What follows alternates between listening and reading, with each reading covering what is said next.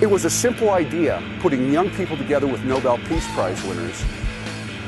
On this spot in the spring of 1994, I saw 4 young Latino males carrying guns. These guys were my neighbors. These guys lived across the street from me for years. I said, hey guys, come over here. I want to talk to you for a second. They came over and said, what's up? I said, what are you doing with the gun? They said, well, we have a business. I said, well, what do you need the gun for? They said, to protect our turf. And I said, to have a business, you got to be pretty smart. And I haven't seen you guys go to school in 3 years. So I asked them a question. Who's the president of the United States? They said, we don't know and we don't care because the president of the United States doesn't represent our interests. We tripped over the topic of South Africa and these young men went off. They went, oh yeah, Archbishop Desmond Tutu's this little guy.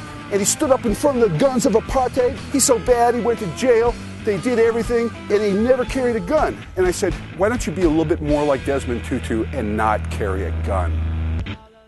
So I had this idea to put young people together with Nobel Peace Prize winners in an education program that was based in service learning, but I didn't know where to start. I had no one to turn to until I remembered this woman.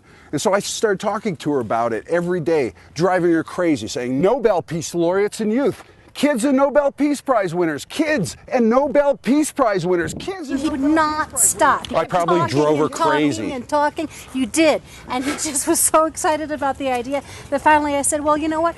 Yeah, I'll help. We put the plan together. We contacted the chief of staff for the Dalai Lama, and he said yes. Yes, come to India, meet the Dalai Lama, and present him with your idea. So I had $1.79 in my bank account at the time, being a poor person, and I was going around to my friends saying, hey, could you lend me $10, $20 so I could buy a round-trip ticket to India? Because I have a meeting with the Dalai Lama. And they...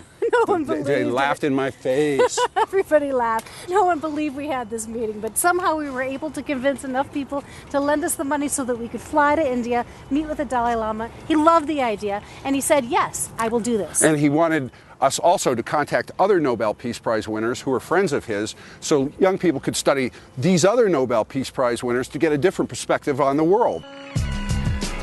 So we ended up back here in Denver, Colorado, cold calling Nobel Peace Prize winners. Calling long-distance information in Cape Town, South Africa. Can you hook me up with Archbishop Desmond Tutu? And they said, man, you're crazy. If somebody as flawed and average as us can get a program up and running like this, imagine what you can do.